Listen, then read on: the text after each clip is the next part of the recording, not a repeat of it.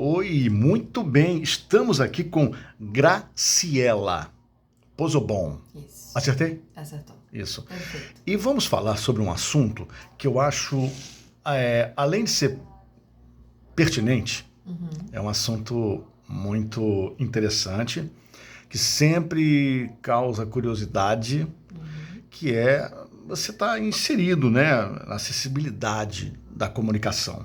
Né? Então aí você tem Libras, você tem audiodescrição. Graciela, você gosta do que você faz? Adoro. E você faz isso há quanto tempo? Vai fazer 20 anos esse ano, 2023. Faço 20 anos que eu tô envolvida com acessibilidade, algo que entrou na minha vida de uma maneira bem surpreendente, nada programada.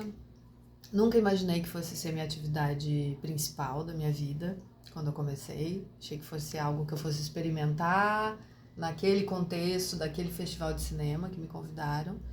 Mas não, foi ganhando espaço na minha vida profissional. Eu fui me envolvendo cada vez mais, né? Porque quando você trabalha com acessibilidade, você não trabalha só como uma prestação de serviço, você vira militante, né? Você responde por aquilo. Então, durante ali os primeiros anos que eu comecei a fazer audiodescrição, a gente se envolveu muito auxiliando mesmo o país, os poderes públicos, né, de todas as esferas a compreenderem o que são esses recursos de acessibilidade, sobretudo a audiodescrição, que é a minha praia e que era muito novo, para que então começasse a ser implementado, né, nas políticas públicas. Então fomos a Brasília muitas vezes, lá por 2008, 2009, 2010, para conversar com a Secretaria de Direitos Humanos, das Comunicações, Ministério, né, das Comunicações na época havia, e Cultura, para que os poderes entendessem então que recurso é esse, como que se implementa, como que se faz, qual é o passo a passo, como que se forma profissionais, né, que é uma questão também. E aí foi cada vez mais crescendo a minha participação, né, todas essas reverberações, né, do serviço em si, e nunca mais parei. Bom, mas aí você falou uma coisa muito interessante aí que passa a ser a militância, que é necessária. Sim. Tá? Porque senão as coisas não acontecem. Sim. Aí eu lembro que é lei, é obrigatório isso. Sim. Está na lei. Está na lei, é obrigatório. É obrigatório, está na lei, mas é uma lei muito genérica, né? Sim. Então não existe muita fiscalização. Né? Então a gente pensa assim, no Brasil atualmente, a gente pensa em setores.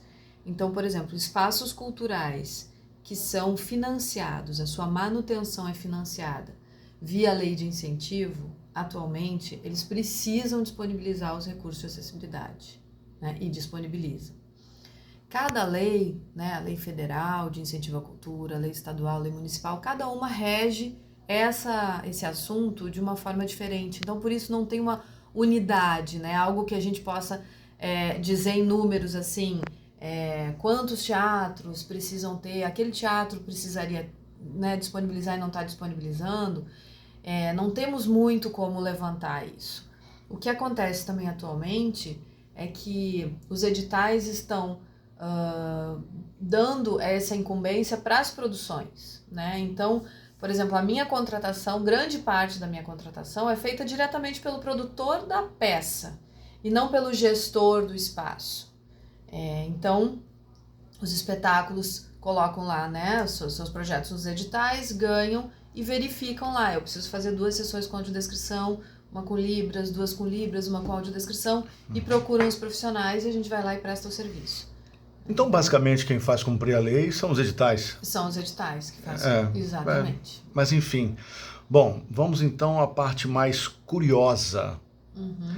Você consegue definir audiodescrição em rápidas palavras? Porque tem uma coisa.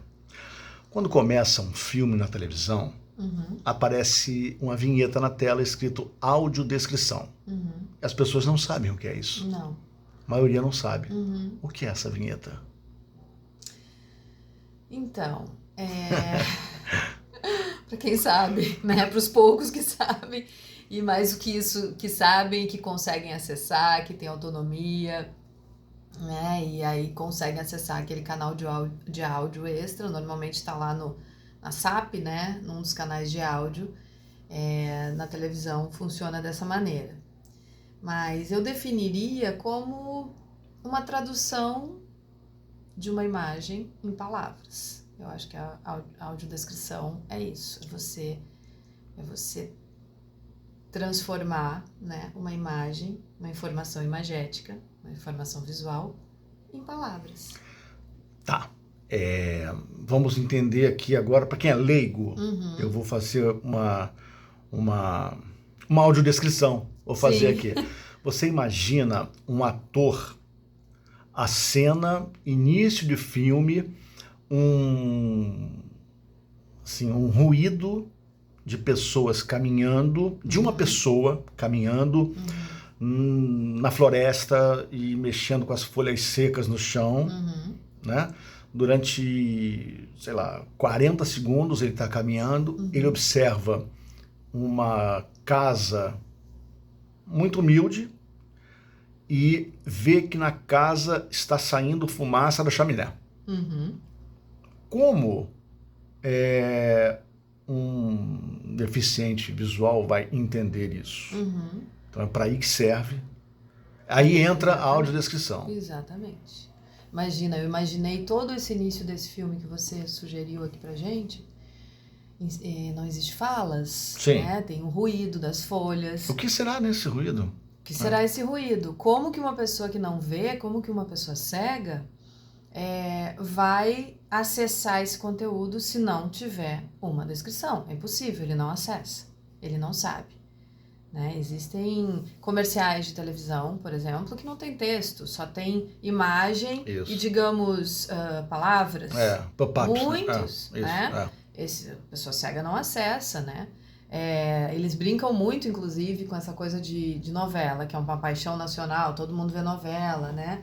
E hoje em dia até já começa a ter audiodescrição em novelas, mas eles sempre dizem assim, que as coisas mais importantes de uma novela, porque novela tem muito diálogo, mas os momentos chaves, assim, aquela revelação, aquele final, não tem, né, muito diálogo. É justamente quando as pessoas se beijam, quando as pessoas se encontram, quando as pessoas se olham, quando a pessoa tira um revólver, quando flagrante qualquer, né? Um flagrante, E aí, justamente, essa parte, eles pedem, tem que ligar para alguém, né? Muito legal. Mãe, me explica o que aconteceu na novela. Então, né, muitas coisas acontecem nos silêncios. A gente que vê nem percebe muito, porque a gente não precisa, né, desse apoio. Sim, e nós não conhecemos, né? Não é um trocadilho, mas nós acabamos vendo de outra forma, né? Sim. A gente não vê como eles veem. Não. Até existe. Como eles sentem, né? Vamos dizer assim. Não, de maneira nenhuma, porque o cérebro ele se desenvolve de outra maneira quando falta, né, algum sentido. Então, a gente até faz experiências assim de... fizemos muias vezes em filmes, em festivais de cinema ou em peça de teatro, sugerir que as pessoas videntes, que somos, né, quem somos nós, que fechem os olhos ou que coloquem vendas para experimentar a audiodescrição, né?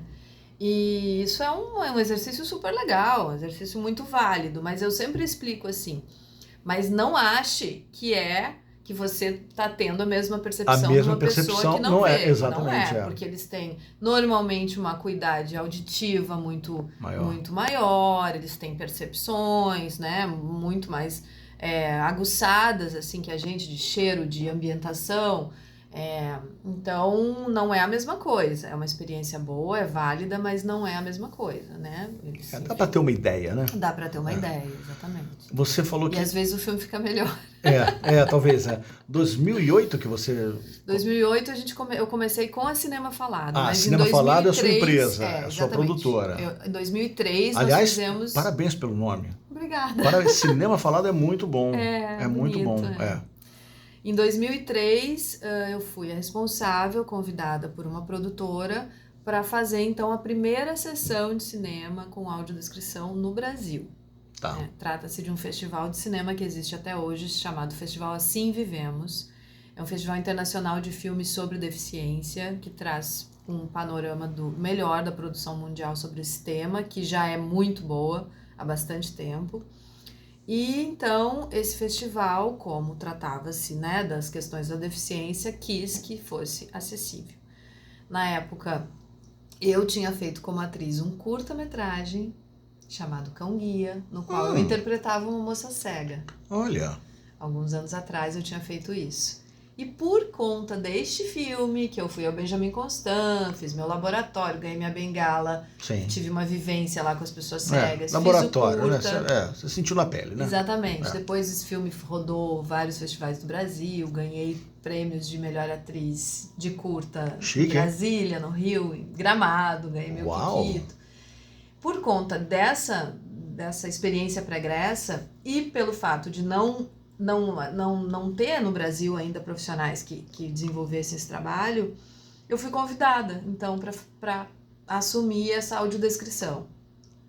Topei, né, super assim, ainda com receio, sem saber direito como era, algumas pesquisas, algum material da audiodescritora francesa, que começou também na França, Marie-Louise Plumazil, já tinha um pouco na internet, a normatização espanhola, né, a Universidade Carlos III de Madrid é um polo também de estudo de audiodescrição, eu, né, consegui já captar algum material e começamos então a fazer nesse festival. Muito intuitivamente ainda, a audiodescrição que a gente fazia era muito econômica, a gente tinha um pouco de medo, assim, de se intrometer, sabe, no filme. Então a gente entrava assim, rapidinho, saía com a audiodescrição.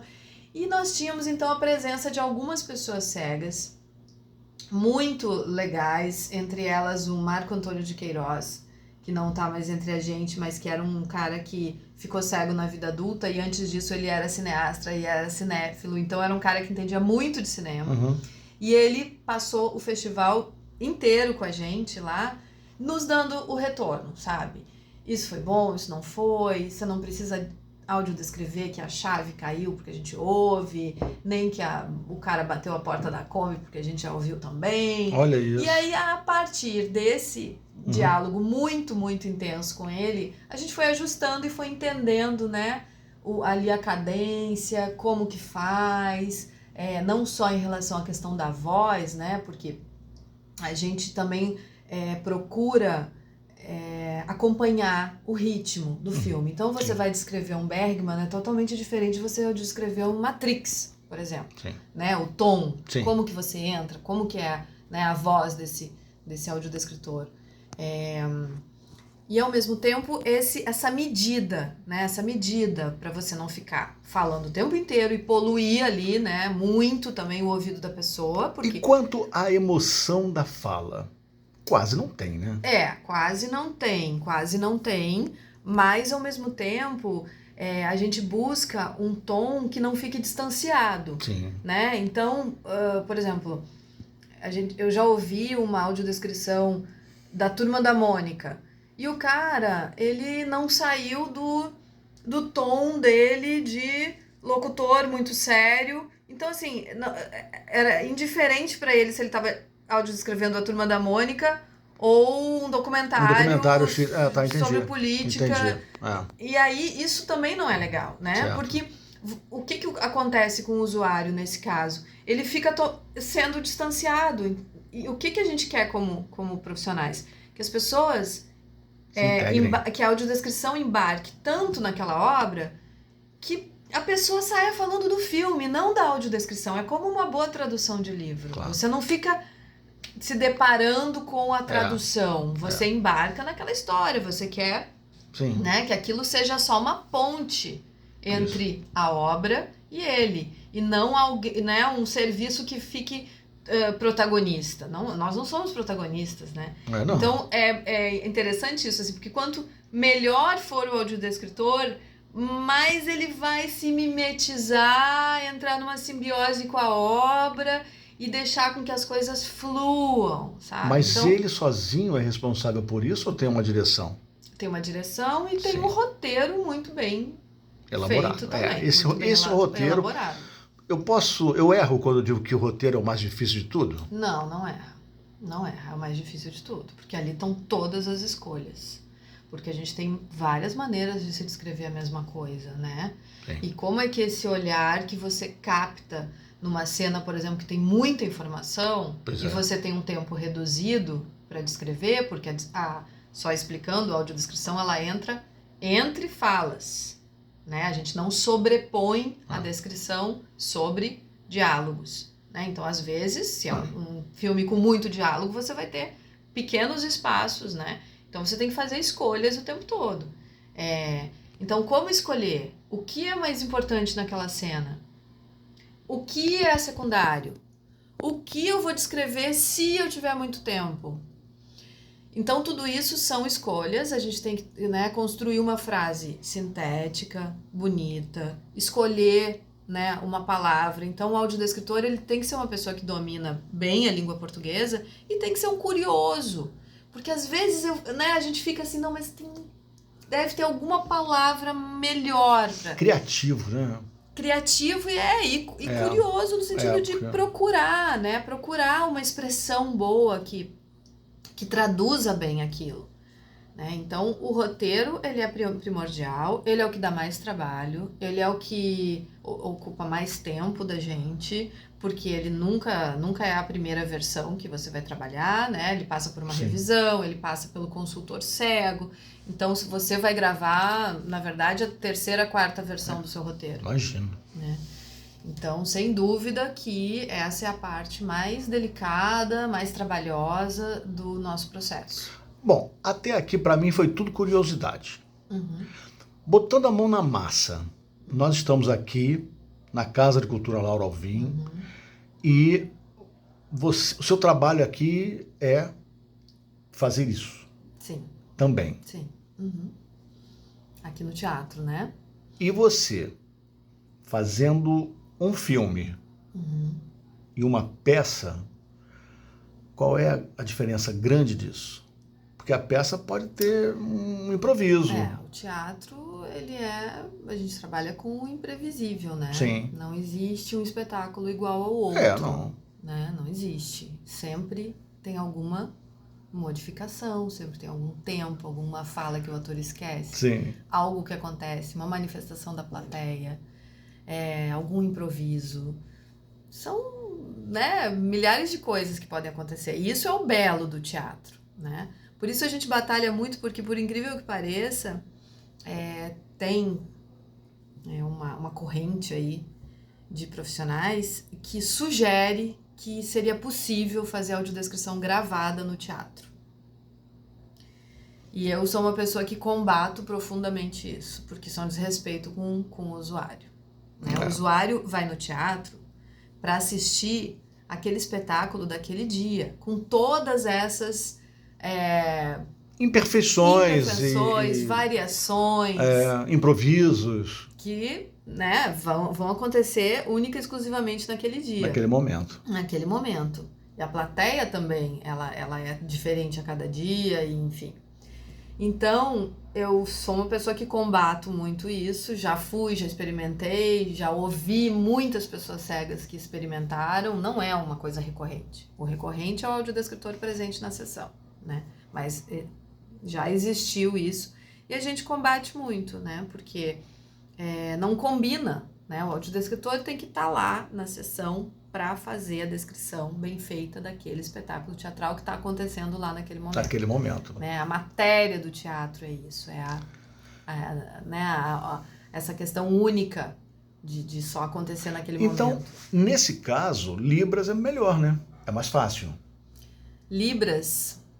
A Libras, ela também trabalha com todos esses imprevistos, né? Se tem um improviso do ator, a Libras também, ela segue aquilo que está acontecendo ali naquele momento, né? Então, o que a gente trabalha? A gente trabalha de forma gravada quando é um filme, quando é um produto imutável, publicidade, né, comercial, tudo, qualquer audiovisual, né? E a gente trabalha peça gravada, né? Na pandemia a gente teve muito teatro que foi pro Aí sim, beleza, porque daí vira um audiovisual, né? Não é mais o É, teatro. não é o teatro em si, né? É A possível essência fazer já gravada, foi. com certeza. Agora, no ao vivo, a gente trabalha ao vivo, né? E acompanhando toda a movimentação ali que está acontecendo e todas as coisas que estão planejadas e as que não estão planejadas. E você trabalha com legendagem também? Sim, a legenda em português é um outro recurso de acessibilidade bastante importante para as pessoas surdas que fazem uso da língua portuguesa. A comunidade surda, ela é dividida entre as pessoas que usam a Libras, entre as pessoas que usam a língua portuguesa primordialmente e que não sabem Libras. Sim. Então, quando a gente fala de um espetáculo, de um evento que tem acessibilidade completa, a gente tem que pensar em audiodescrição, em Libras e legendas em português, né? Já tivemos vários espetáculos abarcando essas três acessibilidades e é super interessante, né? Então, pessoas surdas que usam apenas a língua portuguesa, que normalmente são pessoas que fizeram o implante coclear, ou então que foram oralizadas, são pessoas surdas que na sua maioria falam, né, que aprenderam a falar, com os fonoaudiólogos que trabalham com isso, e que acessam a língua portuguesa. Essas pessoas não sabem, não têm conhecimento de Libras. E há também os que se comunicam no dia a dia em Libras, com a família e tal, mas que também leem bem português. Mas a sintaxe da Libras, ela é totalmente diferente, né? Você deve saber disso do que a língua portuguesa. Então, são coisas diferentes, assim. Então, a legenda é um recurso de acessibilidade bem importante também pra gente pensar aí nesse completão, né? Quando a gente fala do completo. Tá, uma outra pergunta assim. Vamos experimentar você, por exemplo... Você poderia dizer para mim por que é importante uma peça de teatro ter audiodescrição, já que eu lembro disso estar acontecendo agora, recentemente, não lembro disso lá atrás. Lá atrás não havia e o deficiente visual simplesmente não ia. Não ia ou ia com alguém, né? Algum familiar que para ficar contando, né, a história. Ficar contando, ficava ajudando. Mas é recente, sem dúvida, né? E essa importância é só... Olha, enfim... Eu digo sempre o seguinte... Eu não sei se você está me entendendo. Tô entendendo. Como é importante isso? Porque isso, na minha opinião, é além de uma outra leitura, de outro modo de leitura. É inclusão, é uma série de coisas que vai fazer uma sociedade mais justa. Exatamente. O acesso das pessoas com deficiência aos projetos, aos ambientes, é um ganho para a sociedade como um todo. Sim, claro. Né? Quantas coisas você aprendeu, eu aprendi vendo filme, vendo teatro, né? Sem dúvida. Você tá num ambiente acessível e saber que é uma pessoa cega, uma pessoa com síndrome de Down, um autista, uma pessoa surda, está ali com você. Olha isso. Recebendo o apoio necessário, o recurso necessário para compreender, para ter a fruição daquele conteúdo em pé de igualdade com você, é algo que nos coloca no outro patamar civilizatório. Sim. Eu considero isso, né? A gente tem falado muito disso, não só das pessoas com deficiência, mas, né, do combate aí antirracista. Muito legal. A pergunta foi exatamente essa. Exatamente então, essa. isso nos coloca num outro patamar civilizatório. Você ter essa possibilidade de abrigar, de acolher, de receber pessoas diferentes. E como é que a gente cresce como civilização? Vendo o outro, o diferente, o que não é igual a mim, né? Então, por exemplo, a gente fala muito e insiste muito em inclusão na escola, porque inclusão na escola, né, uma escola que recebe crianças com deficiência nas suas turmas regulares, presta um serviço para as crianças que não têm deficiência. Sim. Né? Você aprende sensualidade, você aprende com o outro. Você aprende aquilo que o outro sabe que você não sabe porque ele é diferente. Né? Então isso propicia um ambiente de acolhimento, de generosidade, de entendimento, de ninguém é melhor que ninguém, de não prepotência, de não... que é o que a gente mais precisa para conviver em sociedade, para a gente ter uma convivência boa, né? Então, eu acho, assim, que esses ambientes que propiciam isso, eles realmente estão num outro patamar, assim. Eu me sinto, sabe, meu Deus, assim que a civilização tem que caminhar. É por esse caminho. A pessoa entra com o cão-guia, o cão-guia tá ali, né? Tem espaço para todo mundo. Essas pessoas são contribuintes. Eles pagam impostos. Sim, não, são iguais. Estão nas escolas, estão nas universidades, estão no mercado iguais. de trabalho. Então, por que elas não vão estar no teatro, no cinema, no show, no que for, né? No lugar que for. Então, eu sou assim muito... para mim é muito... Na verdade, essa equação é simples, não é simples, é botar em prática, né? Mas esse entendimento, né, de que todo mundo tem que estar em todo lugar e que isso que é o rico, que isso que enriquece, isso que faz a gente crescer, refletir, perceber, nos perceber, isso não tem... As grandes marcas, as grandes empresas precisam disso. Já estão vendo isso? Sim, sem dúvida. Já estão vendo Porque isso. Porque até nem que não fale de acessibilidade, pode ser que não estejam nem aí, mas é uma questão social para elas muito forte em termos muito forte e assim... de ganho, né? Ganho marketing. Muito impulsionado por isso, né? Assim, também. Pela obrigatoriedade, pela obrigatoriedade de cotas, mas não tem problema que seja assim. Não tem, claro. Que venha desse jeito. Que seja obrigatório, Porque depois a gente, né, você transforma o ambiente e aí as pessoas dizem, meu Deus, como que era antes, né? Por que a gente não começou antes? Essas grandes empresas multinacionais que precisam ter a cota de pessoa com deficiência já entenderam que esse ambiente ficou realmente melhor. E não tem volta. Não tem volta. Para você, qual seria o mundo ideal para essa acessibilidade?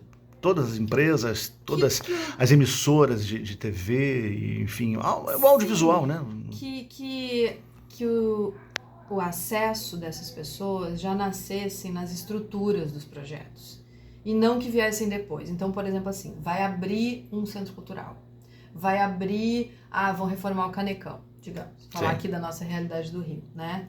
Tá aí na imprensa, o Canecão vai ser reformado. Que na construção desse prédio, que no pensamento inicial dessa logística desses espetáculos, já se pensasse na acessibilidade. Sim. Que os profissionais da acessibilidade não fossem chamados posteriormente para quem dá sabe um jeito. A gente fica no cantinho, não tem onde montar cabine, mas não tem rampa. Então vamos fazer uma rampa para corrigir. Seria o mundo ideal para vocês? Para mim, o mundo ideal é que nascesse no projeto. E já fosse natural. Quem são as pessoas que estão no mundo? São pessoas que andam, outras que andam de cadeira de roda, outras que empurram um carrinho, outra que anda de andador, outra que anda de muleta. Essas pessoas estão no mundo. Então a gente precisa fazer um ambiente para todas essas pessoas. Né? A rampa já tem que estar no projeto do cara e não vida. E esquecemos o piso tátil. Agora tem que empurrar um pouquinho mais para lá, botar aqui, tem uma pilastra no meio do caminho. Não dá para tirar pilastra. Né? Como são, por exemplo, as cabines de tradução numa palestra, né? Já estão ali, né? Já estão ali, exatamente. Então, para mim, o mundo ideal era esse. As ruas, as escolas, as universidades, os espaços públicos, os teatros, tudo já deveria ser pensado na sua estrutura para todos. E no ranking mundial, como é que está o Brasil? Você pode fazer uma análise assim rápida? Eu sei que, enfim... Não sei nem se tem pesquisa. Não, tem sim. É tudo muito setorizado, né? Sim. Se a gente for falar, por exemplo, de escola, o Brasil está muito bem. Porque a lei da inclusão obriga que as pessoas, que as escolas recebam crianças com deficiência. Ok. Se a gente for falar de moradia para pessoa com deficiência adulta, autônoma, que quer ir morar... Estamos péssimos. A gente não tem, por exemplo, no Rio de Janeiro, um projeto que acolha pessoas com deficiência e que deem ali uma forma dessa pessoa morar de forma autônoma. Se a gente for pensar em mobilidade urbana, mais ou menos. Mais ou menos. Já vemos muitas calçadas e as rampinhas também, ok. Mas, por exemplo, um ônibus urbano. Se a pessoa anda por aqui, pode até ser que ela consiga. Mas se ela vem de longe, ela vai te contar uma saga até Sim. chegar no teatro, né? Então, depende muito, assim, né, do que a gente for falar, né? Na cultura, eu acho que a gente está mais ou menos, né? Não somos uma Inglaterra, não somos uma Alemanha, uma Espanha, que já tem isso de forma mais estruturada nos cinemas, mas também a gente não tá lá atrás, né? Uma pessoa cega de outro país que chegue aqui vai poder... Agora, tem outra coisa, o Brasil é gigante, a gente está falando em grandes centros. Sim. Né? Os interiores todos, obviamente, são muito... Não tem, né? Não existe. Praticamente não tem. Tem na TV, porque a TV abrange. Mas... cada vez mais a gente é um povo criativo, aí começam a ter os aplicativos, as plataformas, sabe? Então isso tudo também ajuda muito, né? Assim, a desenvolver, a fomentar. Tem uma pergunta que eu faço para todo mundo que senta aqui para bater um papo com a gente. Qual a sua memória afetiva com a Casa de Cultura Laura Alvim? Bom, eu vim para o Rio para fazer faculdade de teatro, né? Com 18 anos. Pronto. Aquela coisa, aquela festa, né? Na Cal e tal. E a Casa de Cultura Laura Alvim era um lugar para mim de experimentação, com essa aura, assim, né? Essa casa antiga, maravilhosa, bonita, restaurada. Frente ao mar. Frente ao mar, em Ipanema, meu Deus, Ipanema, né? O posto 9, e aqui é o 8, eu acho, né? Mas era tudo de melhor que o Rio de Janeiro pode ter, sabe? Arte, cultura, um lugar que você respira conhecimento. Tinha já a escola, o grupo, né, de teatro aqui, com essa cervejinha na frente, né, aqui na praia. Então é isso, assim, eu me sentia uma carioca, uma gaúchinha vindo pro Rio de Janeiro e encantada, realmente, assim, acho que representa isso, melhor do que o Rio pode oferecer, né? Ficava pensando como era, né, há décadas atrás, quando Vinícius, Tom, Gal, Laura, Nara, essas pessoas que viviam muito o mar, a praia e que produziam, né, muito. Eu acho que é esse ar, assim, é o mesmo ar. Eles não trabalhavam, né? E como trabalharam, né? E como trabalharam, que bom, é verdade. E as pessoas querem te encontrar nas redes sociais? Graciela Pozobon, meu pessoal, e Cinema Falado. Cinema Falado. É mais fácil que Graziele. Graciela Pozobon. Graciela. É normal. Graciela com C. Graciela com C. Pozobon com 2 E's. Pozobon com 2 E's e N no final. Mas Cinema Falado realmente Cinema Falado. Mais fácil. Então tá, muito obrigado. Eu sou apaixonado pela acessibilidade. Até, não só pela acessibilidade, mas pelo que ela representa também. Sim. Né? E vamos torcer para que um dia as coisas já comecem no projeto. Né? Numa construção de um teatro, construção de um prédio, etc. Um beijo para você, parabéns pelo trabalho, vida longa a você e ao Cinema Falado. Isso aí, obrigada. Um beijo, obrigado. Pela oportunidade. Tchau. Tchau.